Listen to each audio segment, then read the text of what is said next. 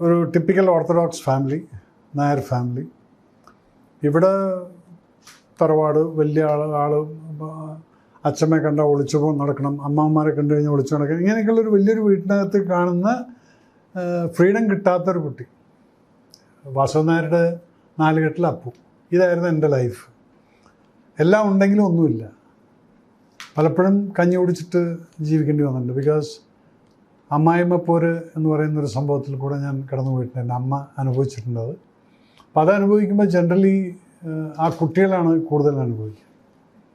ആ കുട്ടിക്ക്, ഞാനെന്ന് പറയുന്ന ആൾക്ക് എൻ്റെ കസിൻസിൻ്റെ അടുത്ത് പോലും കളിക്കാനുള്ള ഫ്രീഡം ഇല്ല. അതല്ല, അവർ നല്ല ഡ്രസ്സൊക്കെ ഇട്ട് നടക്കുന്നവർ, ഞാൻ ഈ വള്ളി സൗസ് റൂട്ട്. അപ്പോൾ അച്ഛൻ്റെ ദേഷ്യം കാരണം അമ്മ ഒരിക്കലും അച്ഛൻ്റെ അടുത്ത് ഈ കംപ്ലൈൻറ്റുകളൊന്നും പറയില്ല. അച്ഛനാണ് കൃഷി മുഴുവൻ നോക്കിയിരുന്നത്. ബാക്കി എല്ലാവരും പട്ടാളത്തിലായിരുന്നു. അച്ഛൻ്റെ ഏട്ടൻ പട്ടാളത്തിൽ, അനിയന്മാർ പട്ടാളത്തിൽ, പെങ്ങന്മാർ രണ്ടുപേരുടെയും ഭർത്താക്കന്മാർ പട്ടാളത്തിൽ. അച്ഛൻ മാത്രം ജോലിയില്ലാതെ ഈ കൃഷി 100 ചില്ലാനം ഏക്കർ കൃഷി ഉണ്ടായിരുന്നു പട്ടാമ്പി ഞാങ്ങാട്ടി ഏരിയയിൽ. അപ്പോൾ ഇതിൽ ശ്രദ്ധിച്ച് നടക്കുന്ന അച്ഛൻ കാലത്തങ്ങ് പോയി കഴിഞ്ഞാൽ പിന്നെ വൈകിട്ടാണ് വരുന്നത്. ഇതിനിടയിൽ കൂടെയൊക്കെ നമ്മളാണ് ഈ അനുഭവം മുഴുവൻ. അപ്പോൾ എൻ്റെ കളിക്കൂട്ടുകാരെന്ന് പറയുന്നത് വീട്ടിൽ കന്നനെ നോക്കുന്ന കുട്ടപ്പയും കൃഷ്ണനൊക്കെ ആയിരുന്നു. ആ ലെവലാണ്. അതുകൊണ്ട് എന്ത് പറ്റിയെന്ന് പറഞ്ഞാൽ എനിക്കിന്നും വലിയ ഈ വേടനൊക്കെ പാടിക്കൊണ്ട് നടക്കുന്ന ആ ഒരു ഡിസ്പാരിറ്റി ഒന്നും ഞാൻ കണ്ടിട്ടില്ല. കാരണം എൻ്റെ കൂടെ ഉണ്ടായിരുന്നത് കുന്നമ്പലത്തെ ശങ്കരൻ്റെ മകൻ കുട്ടപ്പയും കൊല്ലൻ്റെ മകൻ കൃഷ്ണനുമായിരുന്നു.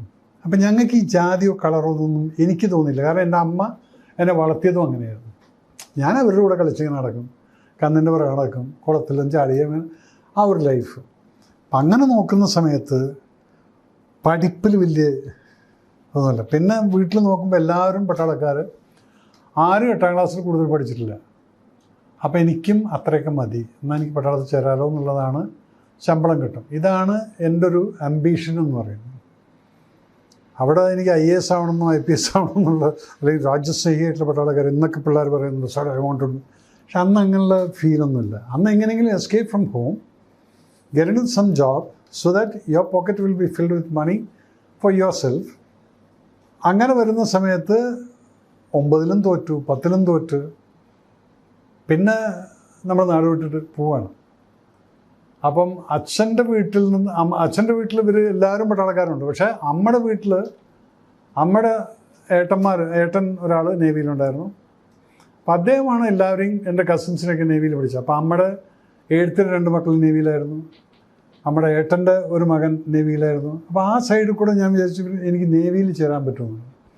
പക്ഷെ അവിടെ വന്ന എന്താണ്, എഗെയിൻ ഈ ഫാമിലിയിലുള്ള റൈവൽറീസ് എന്ന് പറഞ്ഞാൽ നമ്മുടെ ഏട്ടന്മാർക്ക് അച്ഛനുമായിട്ടുള്ള പ്രശ്നമുണ്ട്. അതിലെല്ലാം വിക്റ്റിമാവുന്നത് ഈ മകനാണ്. ഈ രവീന്ദ്രൻ എന്ന് പറയുന്ന മകനാണ് വിക്റ്റിമാവുന്നത്. നമ്മൾ ബോംബെയിൽ ചെന്ന് പോകുമ്പോൾ ഇവരെന്നെ വീട്ടിൽ പോലും കയറ്റിയിട്ടില്ല. അങ്ങനെയാണ് വീട്ടിൽ റെയിൽവേ സ്റ്റേഷനിൽ വന്ന് കിടക്കുന്നു. പക്ഷെ അഭിമാനിയായിരുന്നു. അത് ദുരഭിമാനമല്ല, അഭിമാനം തന്നെയായിരുന്നു. വീട്ടിൽ കയറ്റിയില്ല എന്ന് പറഞ്ഞ് അവിടുന്ന് പൈസ തന്നപ്പോൾ ഞാൻ പൈസ ഒന്നും വാങ്ങിക്കാതെ അങ്ങനെ കയ്യിലുള്ള 16 രൂപയും വെച്ച് I came to VT station. ഒരു ചെറിയൊരു സൂട്ട് കേസ് ഉണ്ടായിരുന്നു. അന്നത്തേക്ക് ഹാർഡ് ബോർഡിൻ്റെ മുകളിൽ 2 സൈഡിൽ തുറക്കുന്നൊരു സാധനം. അതും വെച്ച് അവിടെ ഇരുന്നു. എന്താണെന്നുള്ളത്, മുന്നോട്ടുള്ള ലൈഫ് എന്താണെന്നുള്ളതൊന്നും അറിയില്ല. ബട്ട് ദെൻ ഒരു അന്താളിച്ച ലോകത്തിനെ ഞാൻ അവിടെ VT സ്റ്റേഷനിൽ കണ്ടു. ബിക്കോസ് ലാംഗ്വേജ് അറിയില്ല, ഇംഗ്ലീഷ് അറിയില്ല, ഹിന്ദി അറിയില്ല, വെറും മലയാളം. അപ്പോൾ ആരെങ്കിലും ഒന്ന് മുണ്ടിയിട്ട് പോകുന്ന കണ്ടു കഴിഞ്ഞാൽ നമ്മൾ ഈ തഴയപ്പെട്ട വീട്ടിൽ വളർത്തുന്ന പട്ടികൾ ആരെങ്കിലും ഒന്ന് കാണുന്ന സമയത്ത് ഒരു സ്നേഹം കിട്ടുന്ന പോകുന്ന പോലെ ഞാൻ പറയുമ്പോൾ ഒരാൾ നമ്മളെ തിരിഞ്ഞു നോക്കില്ല ബോംബെയിലൊന്നും. ആ സമയത്ത് ഞാൻ പറയുന്നത് 75-ലത്തെ കാര്യമാണ് പറയുന്നത്. അന്നൊരു മലയാളീനെ അവിടെ കണ്ടു കഴിഞ്ഞാൽ ഇവൻ ഒട്ടും എന്നുള്ളതിൻ്റെ പേരിൽ ആരും അടുപ്പിക്കില്ല. അന്ന് ഇന്നത്തെ ബോംബെ അല്ല. അങ്ങനെ 3 ദിവസം ഞാനവിടെ എൻ്റെ ലൈഫ് റിയലൈസ് ചെയ്ത സമയമാണ്. പട്ടിണി എന്നുള്ളത് അറിഞ്ഞത് അവിടെ നിന്നാണ്. വിശപ്പിൻ്റെ വില എന്താണെന്നുള്ളത് അറിയുന്നത് അവിടെ വെച്ചിട്ടായിരുന്നു. കാരണം വീട്ടിൽ എന്തെങ്കിലും ചാപ്പാട് 3 നേരം കിട്ടുമല്ലോ, പക്ഷെ അവിടെ അത് കിട്ടിയില്ല. അങ്ങനെ 3 ദിവസം കയ്യിലുണ്ടായിരുന്ന പൈസയ്ക്കൊക്കെ റോബസ്റ്റ പഴവും വാങ്ങിച്ച് തിന്ന് ഡിസെൻട്രി അടിച്ച് ആകെ ചളായി. പിന്നെ ഒന്നുമില്ലാതെ ഇരിക്കുന്ന സമയത്ത് പെട്ടി തുറന്ന് നോക്കിയപ്പോൾ അച്ഛൻ്റെ ഒരു ചെറിയൊരു ഡയറിയിലത്തെ അഡ്രസ്സുകളുണ്ട്. അങ്ങനെ നോക്കുമ്പോൾ ഒരു ബോംബെയിലത്തെ ഒരു അഡ്രസ്സുണ്ട്. മേനോൻസ് കുട്ടമ്മയുടെ കുട്ടൻ നായർ എന്നാണ് എഴുതി വെച്ചിരിക്കുന്നത്. മൂപ്പയുടെ മേനോൻസ് മെസ് കോളിവാട എന്ന് പറഞ്ഞിട്ട് എന്തോ റോഡൊക്കെ ഉണ്ടായിരുന്നു. അപ്പം അങ്ങനെ അതെടുത്തിട്ട് ഞാൻ കള്ളവണ്ടി കയറി, സബർബൻ ട്രെയിൻ. രാത്രി 11 മണി മറ്റേ ആയിരിക്കുന്നു. അപ്പോൾ ഈ ഡിസെൻട്രി അടിച്ചിട്ട് അങ്ങനെ ടയർഡായിരിക്കും, അത്രയും ഡീഹൈഡ്രേഷൻ. ഓരോ സ്റ്റേഷൻ തമ്മിലിങ്ങനെ വായിച്ച് കോളിവാട് എത്തി ഇറങ്ങി. 11:30 മണിയായപ്പോൾ ആരുമില്ല. വളരെ കോൺഫിഡൻ്റായിട്ട് സൂട്ട് കേസും തൂക്കി നടക്കുകയാണ്. നടക്കാനൊന്നും വയ്യ. കറക്റ്റായിട്ട് ടി ടി വന്നിട്ട് ടിക്കറ്റ് ചോദിക്കുന്നു, പിടിക്കുന്നു, സൈഡിലേക്ക് മാറ്റി നടക്കുന്നു. അങ്ങനെ എൻ്റെ കൂടെ കുറച്ച് ബംഗാളീസല്ല, അതുപോലുള്ള രൂപഭാവമുള്ള കുറച്ച് ആൾക്കാർ അവിടെ ഉണ്ട്, ഞാനുണ്ട്. ഞാൻ ആദ്യം അമ്മമാരോട് ചോദിച്ചൊരു ചോദ്യം എന്ന് ഓർമ്മയുണ്ട്, ജയിൽ ഖാന മിലേക്കാന്ന് ചോദിച്ചു. കാരണം ഇതാണ് ഇപ്പോഴത്തെ എൻ്റെ പ്രയോറിറ്റി. ഒരു ശകലം ചാപ്പാട് കിട്ടിയിരുന്നെങ്കിൽ സോളിഡ് എന്നുള്ളതാണ്. 3 ദിവസമായിട്ടൊന്നും കഴിച്ചിട്ടില്ലല്ലോ.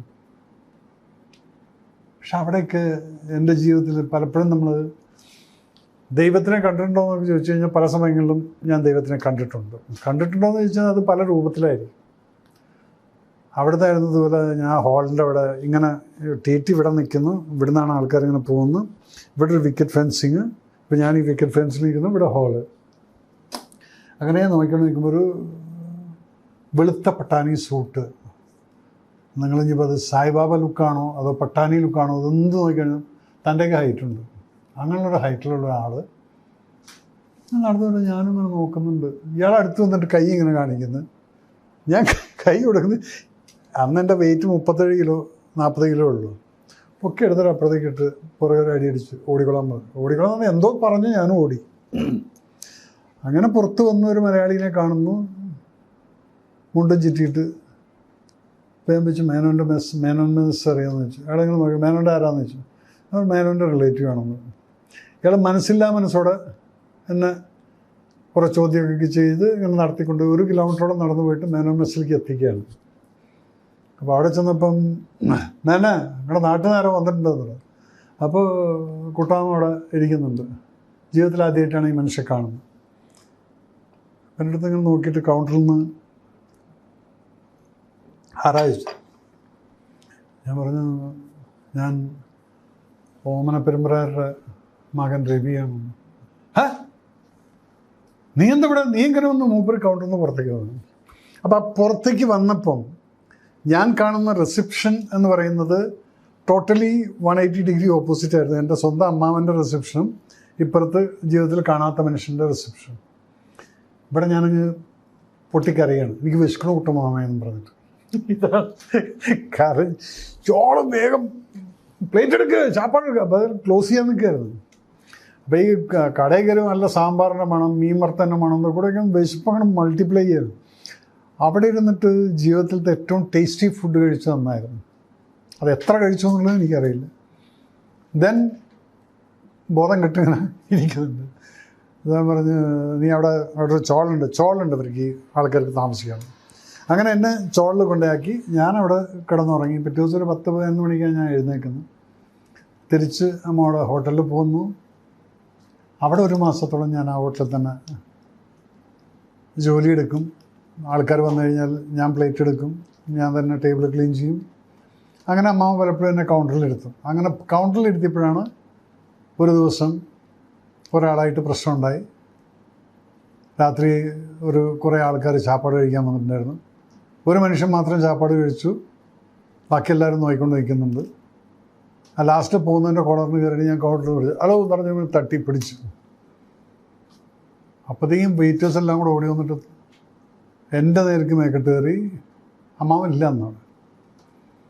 അവർ പോയി. പിറ്റേ ദിവസം വന്നിട്ട് അമ്മാവനും എന്നെ കുറേ ശകാരിച്ചു. അവർ പൈസ വേണ്ടാന്ന് പറഞ്ഞാൽ നീ എന്തിനാണ് ചോദിക്കാൻ നിന്നതെന്നൊക്കെ പറഞ്ഞിട്ട്.